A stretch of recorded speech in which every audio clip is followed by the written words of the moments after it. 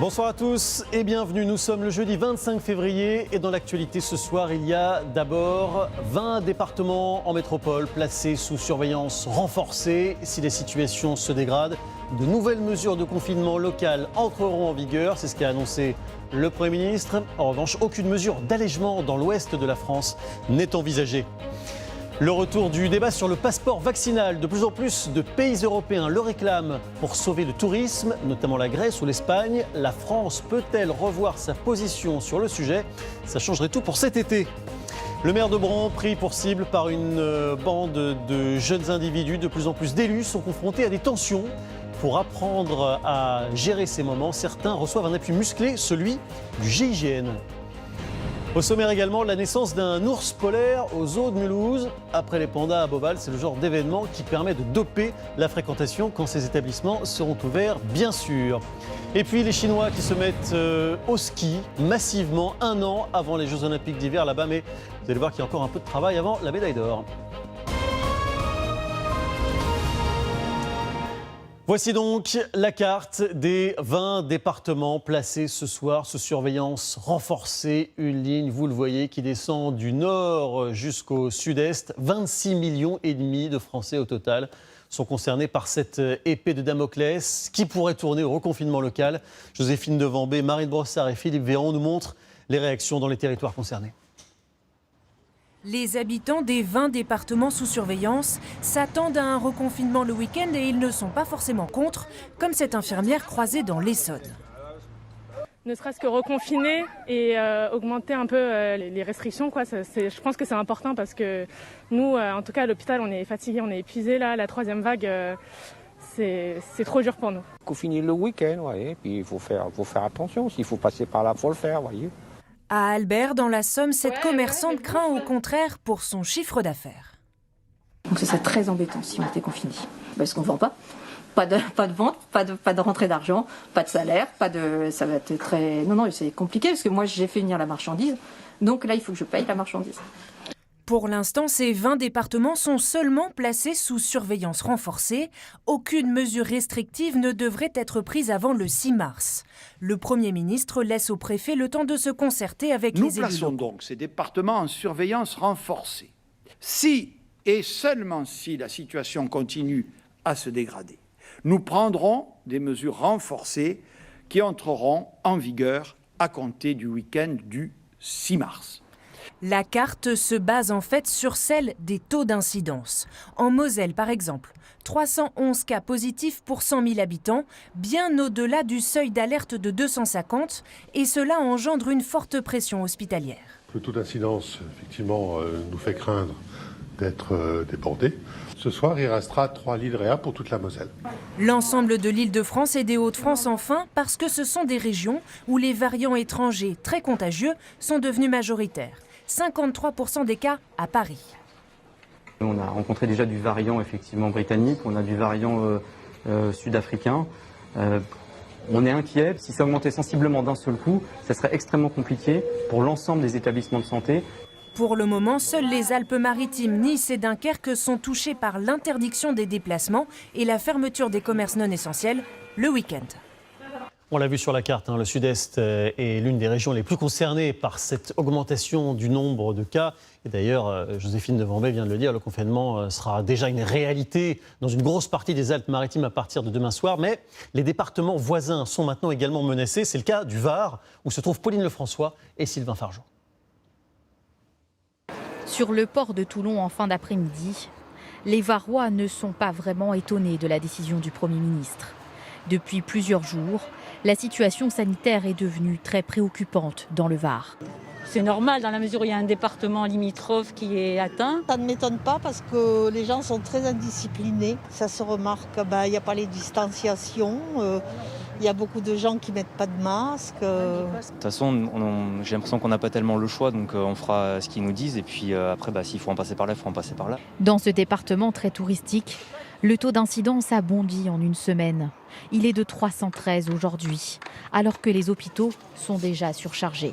On voit la différence, il y a quand même beaucoup plus de monde que là, le reste de l'année, les dernières semaines. Sur le port, seule cette boutique de souvenirs est ouverte. Avec la mise en place de cette surveillance renforcée, ce commerçant s'inquiète pour les prochains jours. Ici, les vacances ne sont pas encore terminées. Il est préférable de faire, s'ils font les week-ends là, fermés, et puis ma foi qu'on puisse un peu travailler encore dans le milieu de la semaine. Mais ça me paraît raisonnable. Le maire de Toulon prend acte de cette alerte. Il ne veut pas encore devoir en arriver à un éventuel confinement. Moi, j'en appelle au sens de la responsabilité, mais au sens de la responsabilité de chacun, à nous, les élus locaux, et les maires savent répondre favorablement. La mesure que le maire souhaiterait mettre en œuvre le plus vite possible est l'accélération de la vaccination dans le Var, trop lente, selon lui. Autre département concerné, le Rhône, et c'est une petite surprise parce que dans ce secteur géographique, le virus, ces dernières semaines, avait plutôt tendance à reculer. Bonsoir Céline Blancpain, vous êtes en direct depuis Lyon. Il y a eu, c'est vrai, depuis quelques jours, un retournement spectaculaire et inquiétant. Oui, c'est vraiment une surprise et un avertissement pour les Lyonnais qui étaient très confiants juste avant la conférence de presse du Premier ministre. Très peu s'attendaient à une surveillance renforcée. Vous l'avez dit, le mois de février ici avait bien commencé avec des taux d'incidence inférieurs à la moyenne nationale. Seulement voilà, depuis le début de la semaine, la situation s'est brutalement dégradée avec des indicateurs qui sont en train de passer dans le rouge et une hausse des hospitalisations. Il reste donc quelques jours aux Lyonnais pour essayer d'inverser la tendance, d'être vigilants pour échapper à un reconfinement local. Merci beaucoup Céline Blancpain. En direct, on sait qu'à Dunkerque et à Nice, en revanche, la décision est déjà prise et le reconfinement local entrera en vigueur demain soir pour au moins 2 week-ends consécutifs. Comment se prépare-t-on sur la Côte d'Azur? C'est ce que nous montrent François-Xavier Ménage et Irina Fournier. 20 degrés au soleil sur la promenade des Anglais. La foule des grands jours, mais ça ne va pas durer. Dès demain 18h, c'est le retour de l'attestation obligatoire pour se déplacer. 1 heure par jour pour faire du sport ou des courses alimentaires. Avec un taux d'incidence toujours 3 fois supérieur à la moyenne nationale, Nice va donc connaître son 3e confinement. Ce fleuriste ne travaillera pas samedi, son activité n'est pas jugée essentielle. Les fleurs, à la poubelle. C'est dramatique. On vient à peine de commencer à sortir la tête de l'eau et ça y est, on reprend encore un coup là de ne pas pouvoir vendre. Le samedi dimanche, c'est 70% du chiffre d'affaires. Dans cette pizzeria aussi, le confinement de ce week-end va freiner encore un peu plus l'activité qui ne tient que grâce à la vente à emporter. À cette période de l'année, normalement on est censé en plein carnaval, donc on réembauche du personnel parce qu'on commence à rentrer dans la saison. On n'est pas loin d'une vingtaine, aujourd'hui on est 5, donc ça fait beaucoup de salariés en moins. Dehors, nous rencontrons 2 travailleurs qui, une dernière fois, veulent profiter de la plage pour la pause déjeuner. Ce week-end, ils le promettent, ils seront claquemurés. Étant donné qu'on a affaire à des virus mutants qui sont de plus en plus contagieux, il faut prendre les bonnes directives et les bonnes solutions dès aujourd'hui, avant d'arriver dans des situations de non-retour. Une journée à la plage, impossible en fin de semaine. Pour les touristes, ça veut dire s'enfermer à l'hôtel. Un peu compliqué pour cette famille qui a donc décidé de raccourcir son séjour. On va partir demain, mais c'est mieux que rien du tout parce qu'on préférait quand même 2 jours que d'annuler complètement. Donc on est quand même ravis. Et puis on attend notre petite commande là qu'on va aller manger à l'hôtel sur le balcon. Le moins d'interactions possible pour espérer casser la courbe toujours très inquiétante des contaminations au Covid. Un confinement qui est déjà en vigueur, et pas seulement le week-end, également les jours de semaine à Mayotte. Ça dure maintenant depuis le 5 février. Eh bien, ça va continuer au moins pour 2 semaines supplémentaires. C'est ce qu'a annoncé il y a quelques instants le préfet. Parallèlement à ces mesures, la campagne de vaccination se poursuit. 25% des plus de 75 ans ont reçu au moins une injection.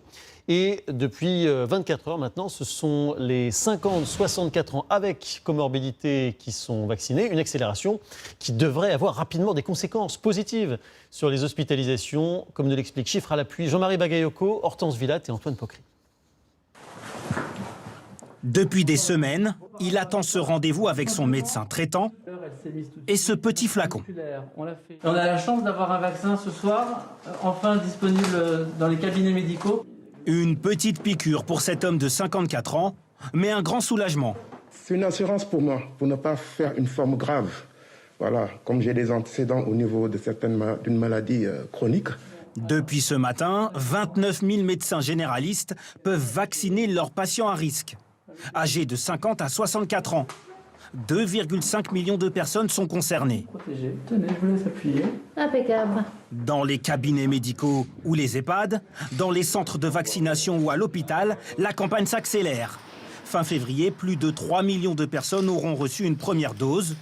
Bonne nouvelle, car d'après l'Institut Pasteur, la vaccination va faire baisser la tension à l'hôpital. En rouge, le scénario sans vaccination. En vert, une projection avec les vaccins actuellement disponibles. Autrement dit, le pic de la première vague sera dépassé, mais la vaccination permettra de soulager les hôpitaux d'ici le mois de mai. Pour le moyen et le long terme, la vaccination reste la stratégie la plus sûre pour mettre derrière nous cette épidémie de Covid-19. Depuis 2 semaines, le taux d'incidence baisse chez les plus de 80 ans. Il augmente dans toutes les autres catégories d'âge, le signe des premiers effets de la vaccination. C'est un impact qui est linéaire, qui jour après jour grandit et qui, quand on aura vacciné la totalité de la population vulnérable, se verra et on n'aura quasiment plus d'entrée à l'hôpital normalement. 2 tiers des plus de 75 ans seront vaccinés d'ici la fin mars. L'Institut Pasteur s'attend à 28% d'hospitalisation en moins dès le mois d'avril. Autre annonce du gouvernement ce soir sur les tests salivaires. Ils vont bien continuer à être déployés dans les écoles pour la rentrée de ces vacances d'hiver, sur un rythme de 300 000 élèves par semaine, au lieu de 50 000 aujourd'hui. Une campagne qui a déjà commencé dans la zone A, où l'école a repris. Vous le voyez ici, c'est le cas donc près de Bordeaux. Et en attendant les vaccins, la piste des traitements continue également à être explorée. La France a d'ailleurs commandé des dizaines de milliers de doses de ce qu'on appelle les anticorps monoclonaux. De quoi s'agit-il et quelles sont les autres pistes étudiées? Réponse Caroline Bell, Manon Monnier et Hippolyte Corneille. Les médecins ont tous reçu cette alerte de la Direction générale de la santé. Un feu vert pour traiter les malades du Covid avec un anticorps monoclonal. C'est le traitement expérimental dont avait bénéficié Donald Trump il y a quelques mois. L'État français a commandé des dizaines de milliers de flacons. Va-t-on enfin avoir des traitements contre le Covid ? Aujourd'hui, seuls les vaccins peuvent empêcher d'être contaminés. Mettre au point un médicament pour soigner les malades s'avère plus compliqué que prévu, mais une quinzaine de molécules sont en cours d'essai.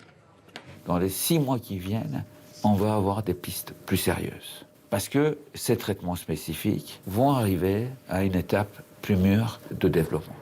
Parmi les pistes, des traitements à donner en tout début de symptômes. C'est ce qu'expérimente le CHU de Nice avec des patients suivis à domicile. On va prendre des gens qui sont soit âgés de plus de 65 ans, soit c'est des gens qui ont moins de 65 ans, mais qui vont être diabétiques par exemple, ou qui ont des surcharges pondérales, ou alors qui sont suivis pour des problèmes cardio-respiratoires. Chaque jour, ils prennent l'un de ces comprimés mis au point par une biotech française. Et voilà le tout premier volontaire, aujourd'hui guéri sans avoir été hospitalisé. Il ne sait pas si c'est grâce aux médicaments. La prochaine étape, c'est de savoir si j'ai bénéficié d'une molécule efficace au placebo et le reste a été psy. Les premiers résultats sont prévus dans 1 mois. Autre piste, des traitements contre les formes graves. Dans ces petites fioles, un médicament développé par une autre biotech française. Il est actuellement testé sur des patients sous oxygène à l'hôpital de Nantes pour leur éviter la réanimation.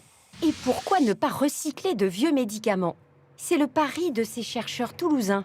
Cette boule translucide, c'est un mini poumon humain fabriqué de toutes pièces.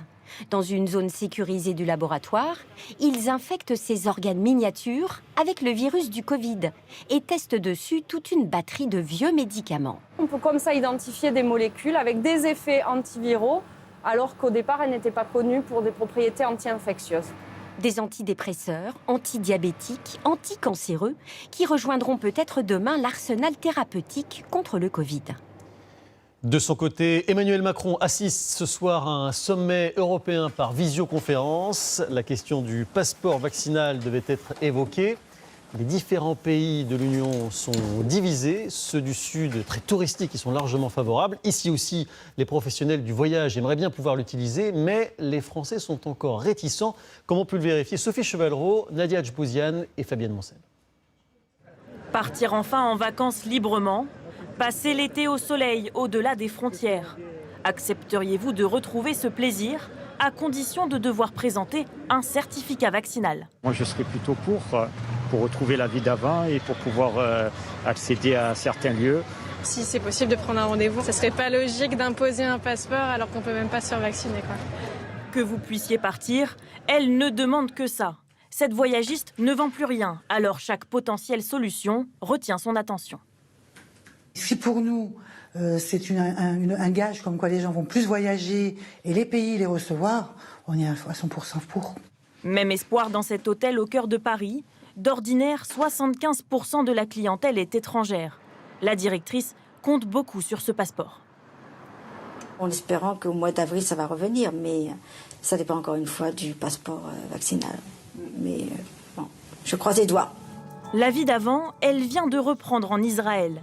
Un concert en plein air pour ceux qui ont ce petit bout de papier, la certification d'avoir reçu les 2 doses du vaccin. C'est un plaisir de sortir pour aller à un concert et c'est une joie d'être en plein air.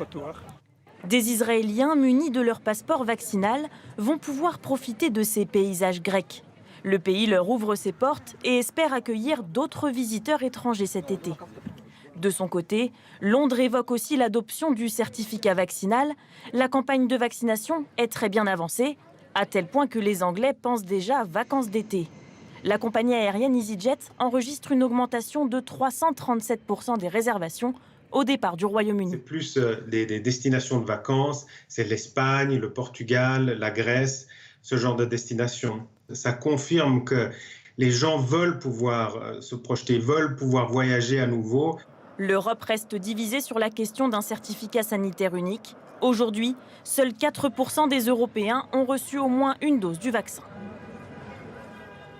Toujours sur les conséquences économiques du virus, les mesures de chômage partiel restent bien sûr en vigueur, mais comment faire pour éviter les abus?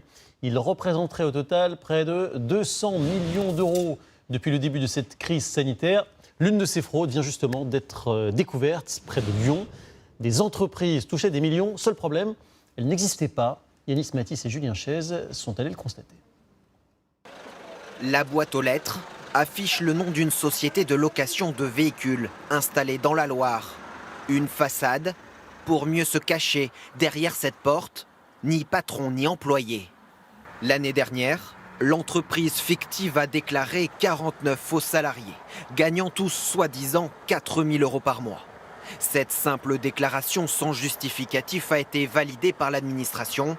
Elle a donc octroyé à la fausse société 400 000 € d'indemnisation de chômage partiel. Les employeurs ou les prétendus employeurs saisissent leurs demandes dans un logiciel informatique sur une application en ligne et passé un certain délai, votre demande, si elle n'a pas fait l'objet d'une vérification, et toutes les demandes ne peuvent faire l'objet de cette vérification faute de temps et d'effectifs, votre demande est validée et l'allocation de l'État est versée à l'entreprise.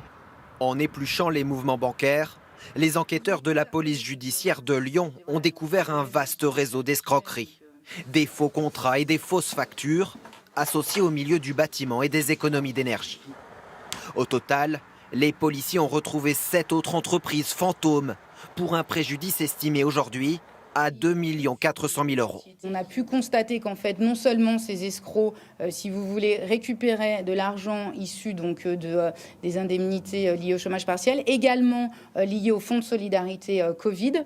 Et ensuite, ces fonds étaient décaissés, donc blanchis par diverses méthodes, notamment par le biais de virements vers d'autres sociétés complices. Les têtes de réseau, 3 hommes et un couple ont été interpellés mardi dans la région lyonnaise et les Bouches-du-Rhône.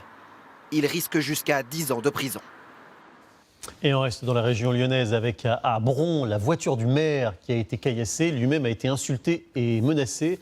Ce sont une dizaine d'individus qui s'en sont pris à lui et à 2 membres de son équipe, le maire de Bron, qui a déjà été menacé de mort par le passé.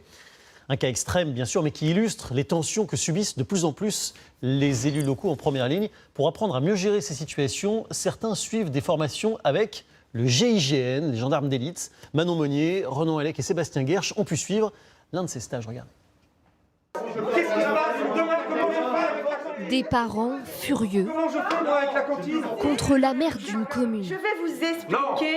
Moi je discute pas avec vous, ça sert à rien, vous comprenez rien. Elle vient de fermer la cantine pour un cas de Covid à l'école. Et puis vous êtes une femme, vous comprenez rien vous les femmes, c'est rien, c'est pas possible. Vous avez sans doute raison, monsieur. Mais oui madame.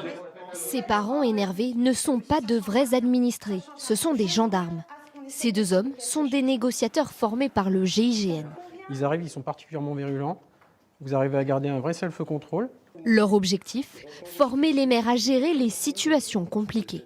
Vous avez eu un dialogue toujours avec un ton posé, pas un mot plus haut que l'autre, très bien. Je ne savais pas où me placer, mais j'ai voulu garder mon rôle, c'est moi le maire de la commune. Donc je suis le principal exécutif, donc je voulais garder ce rôle-là. Savoir réagir, garder son calme, ne jamais reculer. Ces gendarmes enseignent aux élus les techniques qu'ils utilisent dans leurs négociations, notamment avec des preneurs d'otages. Se mettre à la place de l'autre sans le juger, sans nécessairement adhérer à ses propos, bien évidemment. Si on ne fait pas cet effort-là, bien évidemment, on ne pourra pas comprendre sa situation ou son raisonnement. Ce matin-là, autour de la table, une dizaine de maires sont venus suivre cette formation proposée par la gendarmerie. Certains ont subi des agressions verbales ou physiques. Je maintiens la plainte et puis on essaie d'enquêter en fait sur cet acte récurrent. Cette maire d'une commune de 19 000 habitants a été insultée à plusieurs reprises. Grâce à cette formation, sincèrement, il y a vraiment des phrases que je vais utiliser. On a fait un cas concret tout à l'heure, ils m'ont déjà expliqué que j'aurais dû moins inviter la personne à s'asseoir, j'aurais dû moins inviter la personne à me rapprocher d'elle, à la regarder dans les yeux. Il n'y a pas de formations qui sont adaptées. Et lorsqu'on est élu, on est des généralistes, donc on n'est pas confronté à ce genre de problème donc dans la réalité. Dans les 6 premiers mois de l'année 2020, 233 incivilités contre des élus de France ont été recensées, un chiffre record. Certains ont même été agressés. Quelques exemples récents. En Moselle, la voiture d'un maire a été brûlée la semaine dernière par un administré. En janvier, le maire de La Salle a été giflé par un militant anti-masque. Au Pouliguen, Norbert Samama a été bousculé par des administrés refusant de porter le masque. J'ai fait l'objet de menaces physiques, de menaces verbales. J'étais à 1 centimètre du visage de la personne. On sentait qu'à tout moment, les choses pouvaient se passer extrêmement mal. Depuis, il a porté plainte et a aussi suivi la formation de la gendarmerie. Pour lutter contre ces agressions devenues courantes, le maire a décidé de créer un observatoire des incivilités. Toujours à propos de la vie locale, les bureaux de tabac sont-ils sauvés? En 20 ans, près d'1 sur 3 ont disparu, mais la tendance semble enrayée grâce à des efforts de diversification. Aujourd'hui, on a même parfois du mal à trouver les cigarettes au milieu de tous les articles proposés, comme nous le montrent Laszlo Gelabert, Vincent Lameau et Frédéric Petit. Sommes-nous dans une bijouterie, un magasin de jouets ou une cave à vin? Non, il s'agit d'un bureau de tabac aux allures de supermarché. Ça peut paraître surprenant, mais les clients sont ravis. Je viens d'acheter un paquet de cigarettes et puis une petite moto pour mon petit-fils. Ça égaye un peu le magasin aussi. Aujourd'hui, on trouve beaucoup plus de choses. Du vin, ce que je vois. Cette habituée est venue tenter sa chance au jeu. Pour certains achats, elle préfère venir ici plutôt qu'en grande surface. C'est pas une foule comme au supermarché ou comme... donc j'aime bien venir prendre la petite bière pour mon mari, le petit cigare en cadeau à Noël. Une stratégie gagnante pour Michel Barreda, gérante depuis 50 ans. Un rayon boisson, ça qui fonctionne très bien. Après les cartes postales. Après avoir vendu uniquement des cigarettes, elle a fait le pari de diversifier son activité. Résultat, un chiffre d'affaires multiplié par 4. Ça me permet d'avoir davantage de personnel. J'ai des charges aussi plus importantes que ce que j'avais. Donc ça me permet d'assumer facilement ces charges. 25-40. Ouais. Adrien Hong, lui, vient tout juste de reprendre le commerce de sa mère. En plus de vendre des cigarettes, il va bientôt vendre son propre café. Coût du projet, 100 000 €. Ce qui est risqué, c'est de mêler deux activités qui n'ont vraiment rien à voir. Et je prends quand même le pari, je prends quand même le risque. Le café, c'est quand même la boisson la plus vendue, la plus consommée au monde. Une diversification nécessaire. Avec des ventes de tabac en baisse, il y a urgence à réinventer le métier. Le marché du tabac est baissier depuis de nombreuses années. Et si on veut résister, il faut s'adapter. Sur 24 000 buralistes en France, 3 500 envisagent aujourd'hui de diversifier leur activité. Avez-vous déjà envisagé l'achat d'une voiture électrique? Si c'est le cas, vous avez sans doute constaté qu'au-delà du prix, il y a un autre problème, celui des bornes de recharge. Emmanuel Macron en avait promis d'ici à la fin de l'année 100 000, mais aujourd'hui, où en est-on? Nos vérificateurs Pierre Galessiot et Clément Bier ont voulu faire un point d'étape et savoir si ce pari était en passe, oui ou non, d'être gagné. Il y aurait 30 000 bornes de recharge pour voitures électriques en France et les grandes manœuvres auraient débuté pour multiplier ce nombre par 3 en seulement un an. Vérifions. En empruntant d'abord l'autoroute A4 à l'est de Paris, au volant de cette voiture électrique, la plus vendue en Europe. Elle affiche plus de 300 km d'autonomie, mais à 130 à l'heure, la batterie se vide très vite. Indispensable de pouvoir se charger. On ne s'arrête pas ici par hasard, bien sûr. On voulait vous montrer ça, notre peur à tous, ne pas trouver de borne. Et bien ici, il y en avait une, elle a totalement disparu. Elle était ultra rapide, elle permettait de se charger à 80% en 30 minutes. Problème technique, obsolescence. Et désormais, sur l'autoroute A4 entre Paris et Reims, il n'y a plus de solution pour se charger. Une nouvelle zone blanche qui handicape les habitués de ce type de borne installée sur tout le territoire il y a 6 ans.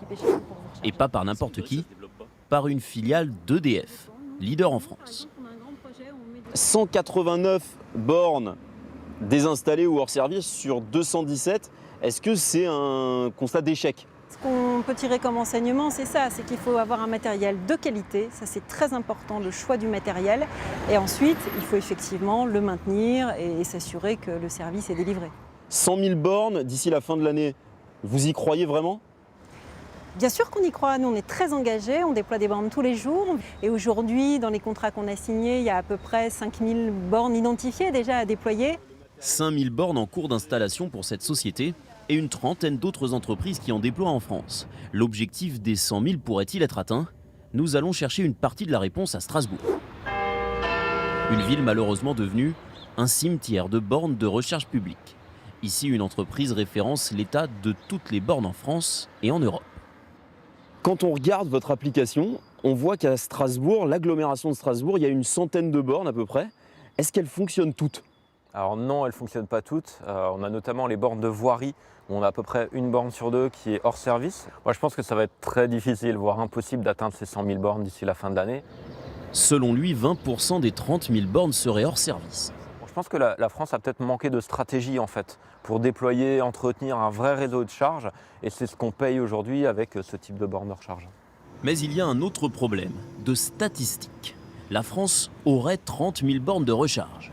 Mais ici, combien en comptez-vous? A priori, une, n'est-ce pas? Eh bien, selon les chiffres officiels, cette borne compte pour 2, parce qu'il y a 2 places de parking dédiées autour, même si ce matériel ne permet de charger qu'une seule voiture à la fois. Nous avons cherché, impossible de connaître le nombre réel de bornes en France. Seule certitude, nous sommes en retard par rapport à certains de nos voisins européens, comme les Pays-Bas, numéro 1 des bornes publiques en Europe. Dans ce pays 15 fois plus petit que la France, il y a une borne pour 4 véhicules électriques. Les Pays-Bas et Amsterdam patrient du vélo, ça on le savait, mais patrient aussi des bornes de recharge pour voitures électriques. Il y en a quasiment à tous les coins de rue ou presque. La preuve par l'image, on va traverser le petit pont. Ici, les habitants nous le disent, se recharger, ce n'est tout simplement pas un problème. Bienvenue dans le paradis des bornes de recharge, où personne n'a peur de ne pas en trouver une. Ici, il y a 50 bornes à 1 km à la ronde. Pas un hasard si le leader mondial de la fabrication des bornes de recharge s'est installé ici. Aux Pays-Bas, il y a plus de 50 000 bornes publiques pour se recharger. En France, seulement 30 000. Pourquoi selon vous? Ce qui est un peu un frein sur l'évolution, c'est le raccordement au réseau électrique. Quand on veut obtenir les 100 000 bornes pour la fin de l'année, on doit l'accélérer. C'est compliqué en France et c'est plus long que comparé à d'autres pays. Ouais. Les Pays-Bas s'y sont pris il y a 10 ans déjà. En France, selon une récente étude, il faudra plutôt attendre 2024 ou 2025 pour atteindre les 100 000 bornes de recharge accessibles au public. Vous en avalez chacun 216 tous les ans, sous toutes les formes, à la coque, brouillé, au plat. Vous avez compris, il s'agit des œufs. Oui, mais savez-vous bien les choisir entre les œufs frais, les bio, les labels rouges? On s'y perd un peu. Comment s'y retrouver? Tiffaine Leproux et Alix Ponsard nous apprennent à mieux lire sur les boîtes. Vous les utilisez pour préparer vos gâteaux, omelettes, pâtes. Mais savez-vous d'où viennent vos œufs et comment ils sont produits? Dans les rayons, pas évident de faire son choix. Comment s'y retrouver? Je regarde bien sûr le prix en premier. J'essaye à ce qu'il soit bio. C'est pas parce qu'il y a un éleveur de mis sur la boîte que les poules sont forcément bien élevées. Appellations diverses, photos, couleurs, slogans ou labels, il y a de quoi se perdre dans cette jungle d'étiquettes. Même le représentant de la filière reconnaît qu'elles ne sont pas toujours très lisibles. Le problème avec nos boîtes d'œufs, c'est qu'elles ne sont pas très grosses. Donc forcément, quand on a beaucoup d'informations à noter dessus, on ne va pas avoir des grosses indications. Le plus simple, c'est d'ouvrir la boîte et de regarder sur l'œuf. Vous ne le savez peut-être pas, sur l'œuf, hormis la date de consommation, il y a un code qui indique d'où il vient. Mais sauriez-vous le déchiffrer? Je pourrais pas vous le dire. Là, honnêtement, non, je sais pas. 0, c'est bio. Bien joué. Arrêtons-nous dessus et regardons le premier chiffre. Le 0, c'est un œuf bio. Le 1, un œuf en plein air. Le label rouge en fait partie. Le 2, les poules sont élevées au sol, sans accès à l'extérieur. Et enfin le 3, elles sont en cage et ne sortent pas. FR, la production est française. Des lettres, des chiffres importants pour le consommateur, mais aussi pour les industriels et les producteurs. Les codes 0 et 1 sont les plus achetés, les plus coûteux aussi. Pourquoi ? Produire des œufs bio ou label rouge, c'est plus cher pour les éleveurs. Ils doivent respecter des normes strictes pour le bien-être animal. Exemple, avec cet aviculteur bio. Pour produire des œufs certifiés en agriculture biologique, il faut qu'ils aient un aliment qui soit bio, il faut qu'elles soient 6 au mètre carré à l'intérieur, il faut qu'elles aient 4 mètres carrés par animaux à l'extérieur. D'ici à 2025, les supermarchés se sont engagés à ne plus vendre d'œufs tatoués du numéro 3, ceux issus d'élevage en cage. Toujours à propos de votre assiette, savez-vous ce qu'est une dark kitchen? C'est en fait un restaurant, mais qui travaille uniquement en livraison. Et avec la crise sanitaire, autant vous dire que ce genre d'établissement virtuel a eu tendance à se multiplier. Entre les professionnels et les particuliers, ils sont aujourd'hui nombreux à se lancer, mais est-ce bien rentable? Et quels sont les produits généralement proposés? Regardez ce grand format signé Cédric Puyot et Gauthier Delobette qui nous emmène donc en cuisine. 18 heures passées chaque soir, c'est un balai que vous avez sûrement déjà observé depuis votre fenêtre. À pied, vélo ou scooter, les livreurs attendent. À la moindre commande, ils se pressent devant des fast-foods bien sûr, mais aussi devant des enseignes bien moins visibles. Il y a quelqu'un? Vous devez descendre, monsieur. On n'a pas l'habitude, normalement, on récupère les commandes juste devant les restaurants et on attend dehors. Mais là, c'était particulier, quoi. En apparence, vos restaurants sont fermés, mais regardez, ici, la porte arrière est bien ouverte. En bas, on découvre cette immense cuisine à l'heure du coup de feu. Il y a la commande Mathieu, il y a un truc à sortir. Bienvenue dans une dark kitchen, traduction en cuisine fantôme, mais ici tout est réel. Cette brasserie a été réaménagée et transformée en cuisine. Désormais, la voici entièrement dédiée à la livraison. Il fallait bien trouver une bonne solution pour remonter la pente. Fini les spécialités du Nord comme les Welsh ou les carbonades, place au poulet frit à la coréenne. Ce restaurateur a perdu des milliers d'euros à cause de la crise sanitaire. Ouvrir cette cuisine pourrait lui permettre de sauver son établissement. On est un peu les premiers à Lille, on va dire, car les gens sont vraiment demandeurs actuellement. C'est un nouveau style de restauration aussi. Je le découvre en même temps que mes clients, tout simplement. Lancé il y a 10 jours à peine, c'est un business très lucratif, jusqu'à 100 commandes par heure. Des restaurants en ligne comme celui-ci, officiellement, il y en aurait plus de 500 en France. Sûrement beaucoup plus, car le phénomène s'étend aux petites villes. À Lille, en plus des restaurateurs, les investisseurs s'y mettent aussi. Pourquoi on est venu ici? C'est parce que c'est central, c'est parce que c'est à côté des livreurs. Sébastien et Alexandre sont associés. Auparavant experts en digital, ils se sont lancés dans un projet culinaire un peu fou. Ouvrir ici une immense cuisine. Il y aura des burgers, des plats vietnamiens et des plats locaux. Il va falloir qu'on s'étale et qu'on occupe l'intégralité des lieux. La seule chose qui nous fait penser à une cuisine, c'est la haute. C'est tout ce qui reste.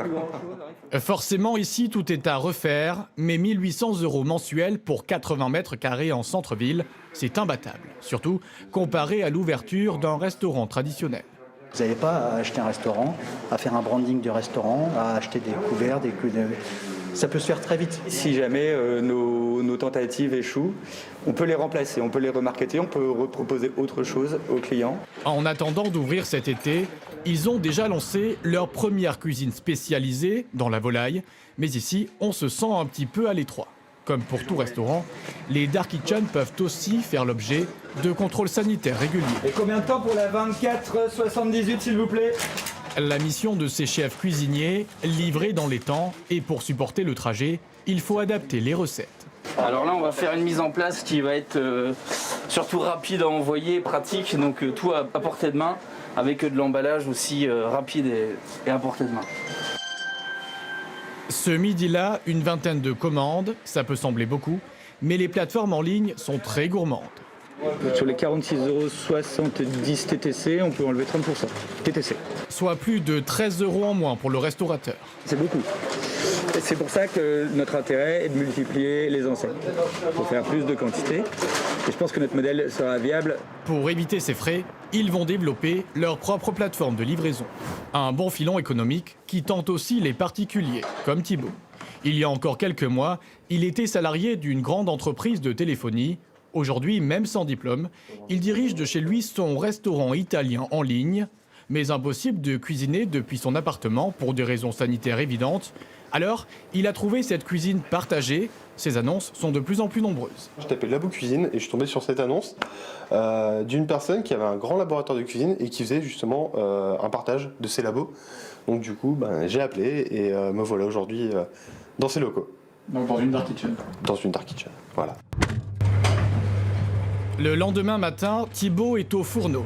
30 mètres carrés pour lui, mais 140 mètres carrés ici au total. Jusqu'à 12 cuisiniers, beaucoup viennent de se lancer et autant de restaurants très différents. Je peux te piquer trois petites cuillères? Du mexicain, du canadien ou de l'italien. Ça permet de partager aussi du matériel. On a tous les frigos à disposition, donc ça c'est quand même toutes les machines, parce que tout ça c'est vraiment un gros investissement quand on débute. Le tout dans une cuisine professionnelle. Malgré ses efforts ce matin, Thibaut livrera seulement 2 commandes, mais il ne se décourage pas. C'est là où on se fait sa propre notoriété dès le départ, le bouche-à-oreille est important, donc on essaie de faire tout bien. Alors, dès qu'il le peut, Thibaut assure lui-même ses livraisons, de raison, échapper aux commissions des plateformes et rencontrer directement ses clients. Du coup, voici votre commande, merci. Environ une trentaine de commandes par semaine, insuffisant pour se verser un salaire, mais assez pour payer tous ses frais. Thibaut espère très prochainement vivre de son restaurant italien en ligne. Carnet rose maintenant avec une naissance un peu particulière, certes, puisqu'il s'agit d'un ours polaire à Mulhouse, au zoo bien sûr. Alors ce genre d'événement très rare permet de faire venir du monde, quand c'est possible évidemment, mais aussi de sensibiliser les visiteurs à la biodiversité. Valentin Després et Jacques Boivin nous présentent ce tout nouveau bébé. Photos en rafale, caméra de télévision, il n'en fallait pas moins pour capter les premiers pas. Et le premier bain de la nouvelle star du zoo de Mulhouse. Voici Cara, un bébé ours polaire de 3 mois présenté en grande pompe. Une façon pour le parc d'attirer l'attention sur le réchauffement climatique. Comment résister, c'est vrai, au charme de cette petite boule de poils, ou récemment aussi de ces lionceaux, de ce bébé rhinocéros ou de ce girafe. Des naissances très attendues par le public et les zoos n'hésitent pas à en faire les stars de leurs réseaux sociaux. Pour ces panthères des neiges nées à Thoiry, les visiteurs eux-mêmes ont choisi les prénoms. C'est Snow et Altaï qui ont été votés par notre public. Donc du coup, vous avez Snow qui est sur la plateforme juste ici et Altaï qui est dans l'arbre. On voit le bout de sa queue là-bas qui est en train de se faire une petite sieste. L'effet est immédiat sur la fréquentation du parc. Les gens, ils vont se dire, tiens, c'est peut-être le moment d'y aller. Ils avaient déjà peut-être prévu de venir dans l'année, mais ça va être déclencheur à ce moment-là. Et le retour des beaux jours donne visiblement des idées à ces pensionnaires. Pour les parcs, la période est stratégique. Beaucoup de naissances interviennent au niveau du printemps, au moment où les établissements zoologiques réouvrent leurs portes, ou en tout cas que le public est prêt à venir les visiter. Et donc on a une concordance en fait entre des cycles de naissance et l'intérêt du public, et donc du coup, au moment où ils se rencontrent, évidemment on fait de la communication. Et la plus belle opération médiatique, vous l'avez forcément en tête. La romance entre ces pandas géants venus de Chine jusqu'au zoo de Beauval. Et le fruit de leur union, le petit Wanman, né il y a 3 ans, et baptisé devant les caméras du monde entier par sa marraine, la première dame Brigitte Macron. Rien que ça, le début d'une pandamania. C'est un animal qui fascine. Je vois des visiteurs qui traversent la France-Europe et qui se mettent à pleurer d'émotion en découvrant pour la première fois les pandas. C'est quelque chose d'incroyable. J'ai vu des visiteurs qui se sont fait tatouer le bébé panda ouatement. Avec autant de visibilité, le zoo est passé de 600 000 visiteurs avant l'arrivée des pandas à 1 200 000 en 2020.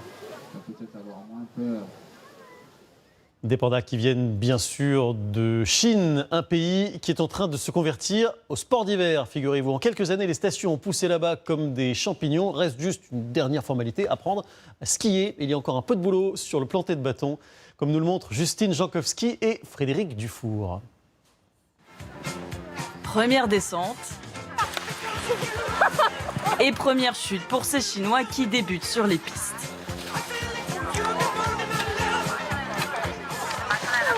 J'arrive pas à me relever. Je t'ai dit, enlève tes skis.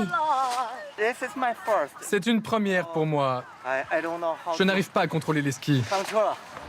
Les Chinois découvrent à peine les joies de la glisse. À 1 heure de Pékin, dans cette station construite de toutes pièces à flanc de colline, ils sont 1 millier ce samedi à se lancer sur les pistes pour 60 € l'entrée. Parmi eux, Elina et son amie Yue. Il lui faut une veste et un pantalon, et moi des protections en plus. Les 2 Pékinoises viennent ici pour la première fois. Tout l'équipement est fourni. Les gens louent des vestes pour ne pas mouiller leur manteau. Elina anticipe déjà les chutes. La peluche tortue, c'est pour protéger mes fesses. Ça, c'est pour les genoux. Pour commencer, petit échauffement pour les 2 trentenaires qui n'ont pas choisi la facilité. En snowboard, si vous tombez, voilà comment vous pouvez vous relever. En utilisant le côté de la planche. Oh là là, je le sens pas très bien. Je sais pas si je vais réussir. J'ai plein d'amis qui vont au ski maintenant. Et sur TikTok, je vois que tout le monde s'y met. Depuis 10 ans, le nombre de skieurs en Chine a quadruplé. Ils sont désormais 18 millions à dévaler les pistes. Une nouvelle classe moyenne bien décidée à profiter de ce loisir quasiment inconnu il y a 30 ans. J'adore la vitesse, je trouve ça libérateur. Une grande majorité de débutants. Vas-y si tu le sens bien, essaye de lâcher mes mains. Alors ici, les moniteurs sont partout. Ouvre bien les genoux, regarde devant toi, doucement, ouvre les bras. Comme Dan Dan, monitrice depuis 8 ans, elle a tout appris en Chine. Je n'ai pas eu besoin de formateurs étrangers. On a des professeurs chinois ici à Nanshan. Rien n'arrête l'élan de la Chine, pas même le coronavirus. Portez bien votre masque. Remontée mécanique ouverte, restaurant bondé, de quoi faire pâlir nos stations alpines. Car à l'approche des Jeux Olympiques d'hiver qui se tiendront ici, les sports de glisse sont devenus une priorité d'État. À cause du Covid, les autorités ont fermé beaucoup de lieux de loisirs, mais pas les stations de ski. Xi Jinping, notre président, vient de visiter plusieurs stations. Il veut faire du ski une activité nationale. Bientôt, on aura nous aussi, nos champions. Et pour ce faire, le pays se donne les moyens. En 10 ans, le nombre de stations de ski en Chine a quadruplé. Il y en a désormais 800, plus de 2 fois plus qu'en France. Et vous allez voir que certaines ont de quoi surprendre.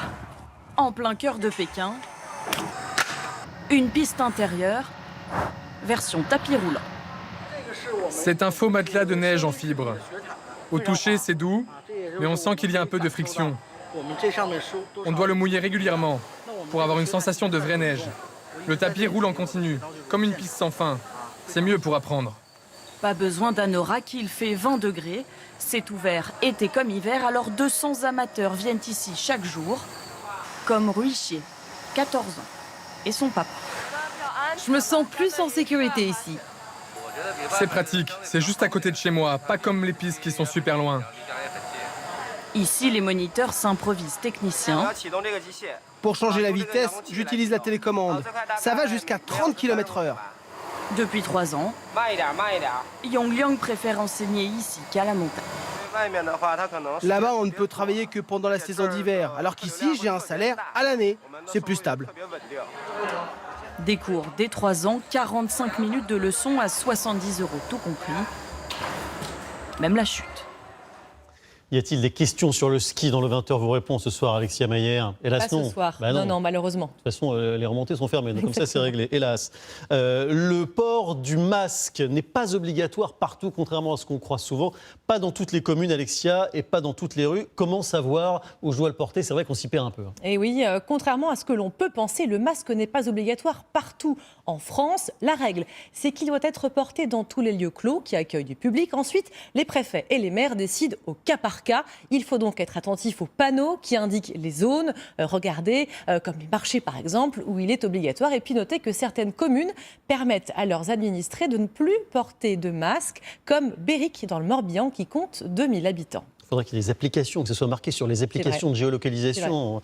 Allez, parlons mariage maintenant, parce que je me marie la semaine prochaine, figurez-vous. Et oui, à la mairie. Mais est-ce que je peux faire la cérémonie dans la cour du bâtiment, en plein air, plutôt que dans une salle fermée, pour pouvoir évidemment avoir plus de monde parmi les invités? Eh bien, la réponse est non. Vous ne pouvez pas vous marier dans la cour, mais vous pouvez vous marier dans une autre salle de la mairie que celle dédiée au mariage. Le bon plan, c'est donc peut-être de demander si une autre salle du bâtiment plus grande existe pour accueillir plus de monde. Puis je vous le rappelle, les invités doivent laisser 2 sièges libres entre eux et n'occuper qu'une rangée sur 2. Effectivement, ça ne change pas. Merci beaucoup, Alexia. Je vous rappelle, sur cette crise sanitaire, les annonces principales ce soir de Jean Castex, 20 départements, son nom placé sous surveillance renforcée en métropole. Il pourrait subir des mesures de reconfinement local la semaine prochaine, à l'image de ce qui va se passer à Nice et à Dunkerque dès ce week-end.